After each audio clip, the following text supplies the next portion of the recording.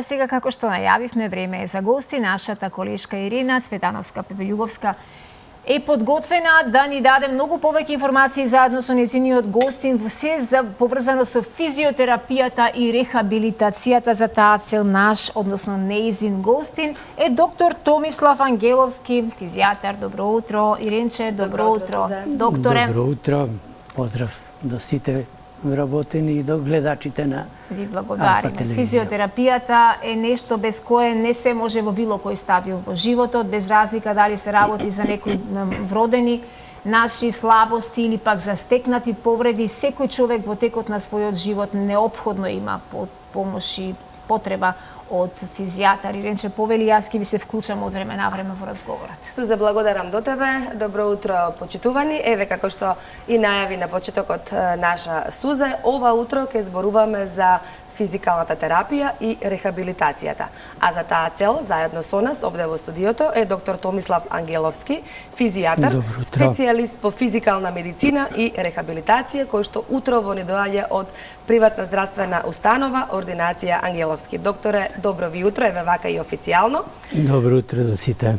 Ви благодарам што ја прифативте нашата покана да бидете наш гостин ова утро и да зборуваме малку повеќе за физикалната терапија. Веднаш како прво прашање ми се наметнува да ја објасниме физикалната терапија. Што е физикална терапија и какви видови постојат?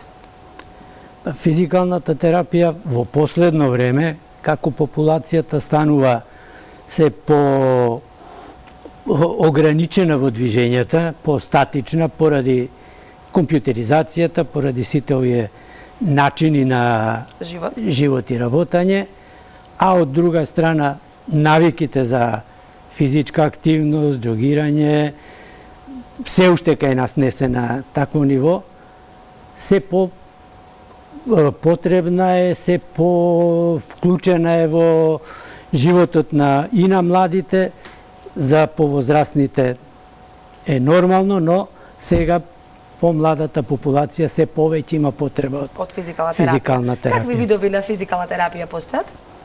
Па има класична физикална терапија, односно со електропроцедури, со магнети, со благи масажи, но има, да кажеме, и балнеологија, бањско лекување, има пелоидотерапија, сега како техниката иде напред, и развојот на физикалната терапија иде се понапред и поголеми се можностите за така.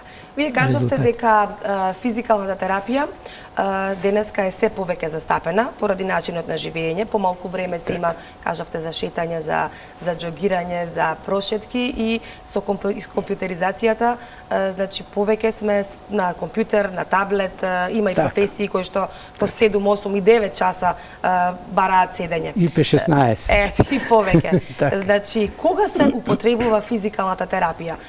Зборуваме, нели, и за скршеници, кога станува збор за повреди, меѓутоа и кога се употребува кога нема скршеница, нема потреба. Нема повреда. Најголемиот број на пациенти што имаа потреба од физикална терапија беа со хронични дегенеративни заболувања, што значи како возраста се зголемува, така и потребата од физикална терапија и рехабилитација има. Но сега во последно време принудните позиции, да кажеме, на телефоните, таблетите, со една позиција долго време во иста позиција, си дава на кичмениот столб промени. Ние што викаме, тие физиолошки лордози се исправуваат и почнува притисокот на нервите, на радиксите од нервите што идат кон периферијата, симптоматологијата така се манифестира. Кога ќе се здобијат луѓето со скршеница или некоја повреда, она што ви кажавте во подготовка на разговорот е дека потребно е веднаш да се започне со физикална терапија, а не да се чека да се тргне гипсот и да се тргне да се санира повредата прво медицински, па потоа со рехабилитација. Би рекле два дела има постфрактурни состојби. Порано беше имобилизација 6 недели, после тоа се вади гипсот за да се створи калус на скршената коска, каде е и после тоа рехабилитацијата. Но сега во рехабилитацијата има апарати, во физикалната терапија има апарати, како што е нискофреквентен магнет, кој што продира и низ гипсот. Ако се даде 10 дена од тој почетен период, да кажеме во првиот месец, или се стави во магнетно поле, стварањето на калусот е за 50% побрзо. Што значи наместо 6 недели и за 4 недели може да се направи солиден калус. Со тоа се спречува атрофија на мускулатурата, се спречува анкилоза на зглобовите, да е што полабава и самата рехабилитација и пократко трае. Така да не треба да се чека гипсот да се извади, па после. Тоа е веќе вториот дел од рехабилитацијата. Раздвижување, мрдање, тонизирање на мускулатурата, но многу е важен овој прв дел, каде што со колегите ортопеди, травматолози стално соработуваме и кажуваме дека не е лошо, зашто тоа доаѓа, става нога во магнетно поле, 15-20 минути, ама тоа многу влијае на брзо стварање на калусот, односно подобар калус, да се направи и побрзо за здравување. И веќе може да се врати во за 6 недели веќе ќе биде во нормална. Рехабилитацијата колку време трае? Претпоставам во зависност од повредата, нели и сето тоа. Меѓутоа еве да кажеме кај луѓе кои што немаат повреда, кои што немаат некоја со хронични дегенеративни заболувања, обично ако се дадат 5-6 процедури или 3-4 процедури, зависно од тоа што дозволува организмот. Ти кажеме после и за кои се контраиндикации и што може, што не може.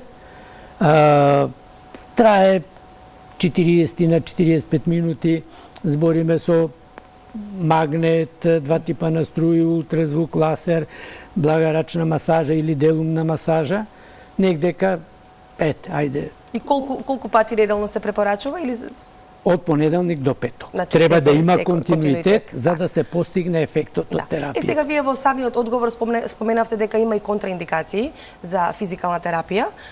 Кои луѓе смеат, а кои лица не смеат да користат ова физикална терапија? Кога се работи со струја, претпоставувам така? Не само струја, бидејќи струјата е само еден дел од рехабилитацијата и ги има многу типови на струи.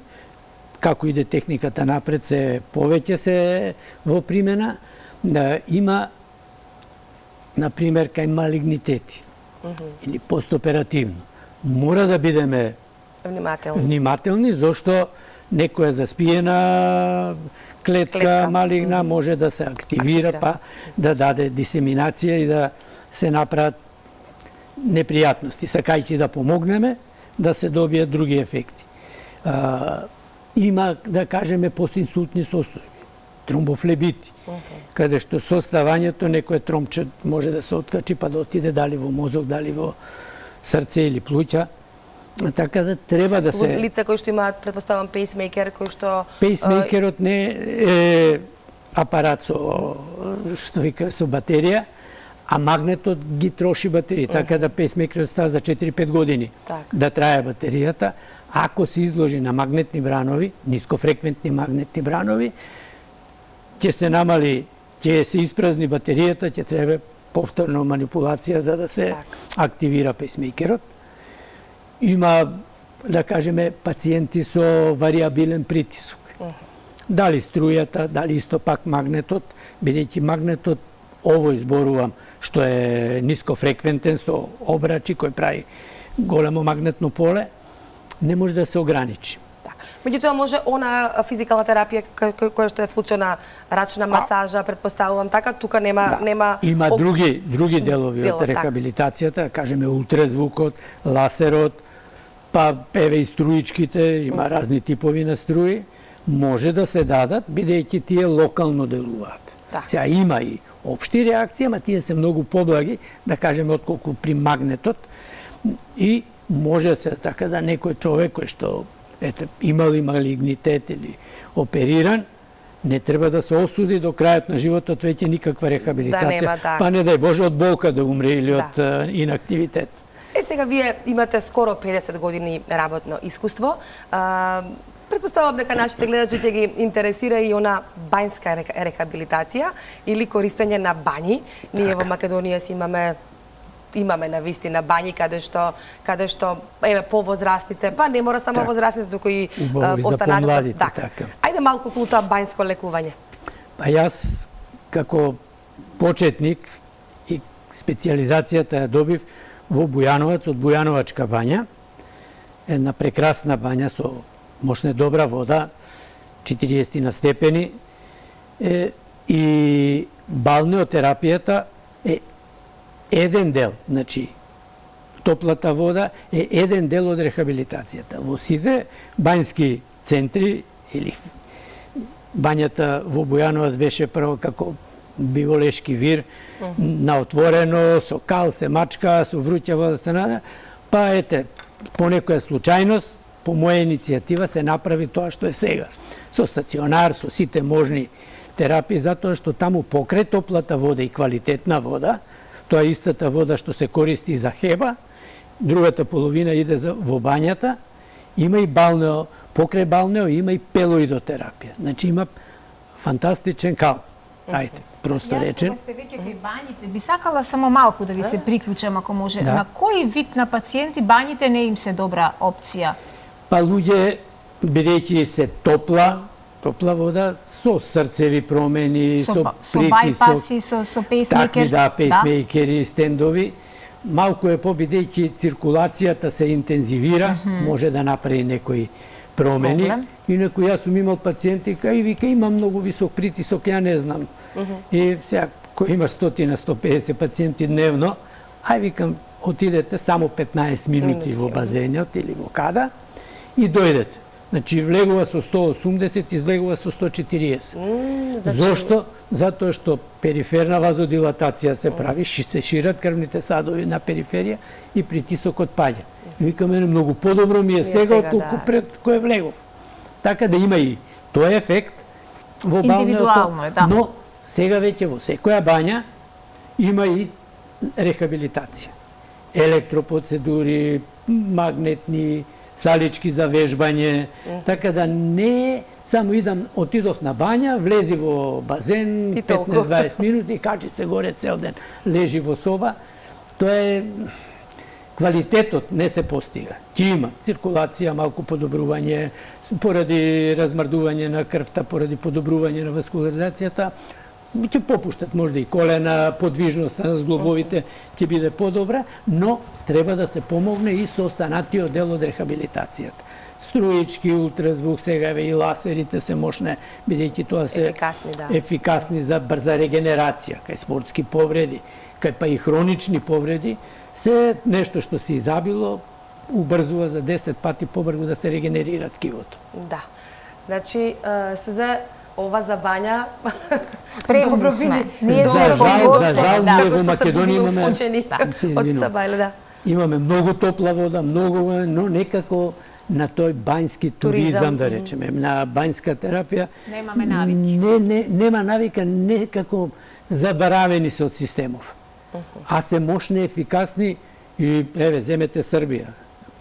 Покрај бања како бања топла, околината, инфраструктурата, се шири, се работи, така да не се троши само за идење во базен, се троши за животот околу. Не мора да се во трето доба луѓето за да одат во бања. Напротив, во најдобрите години во соседството и во други земји развиени одат, токму за да не дојдат до некои несакани слабости во зрелото доба. И се подобрува циркулација, па и дури работата на срцето.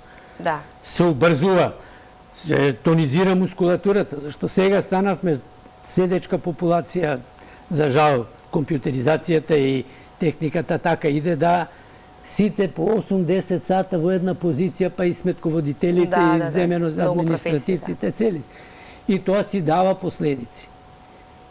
Треба тонизирана мускулатура паравертебрална, па и периферна, за да има квалитетна функција и на кардиоваскуларниот, но и на локомоторниот апарат. Докторе, кажавте дека навистина придобивките од физикалната терапија, од бањското лекување се огромни. Кажавме исто за кои лица не се препорачува. тука некаде за жал мораме да завршуваме, времето ни е толку. Ќе ве оставам за крај само една порака до нашите гледачи. Нас не гледаат повеќе повозрастни гледачи, пензионери. Поздрав до пензионерите. Така. И вие тука сте некаде. Еве една порака, една топла порака од вас со огромно искуство во оваа област до сите кои што не гледаат. Поздрав до сите, не само до пензионерите. Така.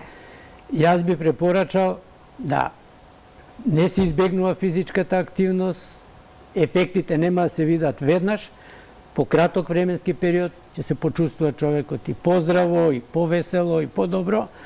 За пензионерите малку годините си го прават своето, амортизацијата на организмот. Треба да се размислува барем еднаш годишно, да се направат 10 терапии, со тоа се регенерира, се, да речам, подмладува организмот и ефектите за кратко ќе се видат. Да, придобивките се големи. Благодарност за вас за гостувањето. Сега ќе ве ослободиме да се вратите на вашите работни обврски. Ве чекаат веќе и пациенти. Так. Сузе, ако имаш некое прашање, уште некое, ако не... Па јас може би многу прашања би сакала да поставам, но во интерес на времето ќе ги побараме рекламите. Посакувам навистина ова што се проговоривте да допре до нашата публика и да ги потсети ни дека не знаат колку е важно да бидеме физички активни, туку едноставно им се препуштаме на нештата и сакаме да си бидеме лабави, сакаме да бидеме во некоја опуштена позиција, иако тоа секогаш не ни носи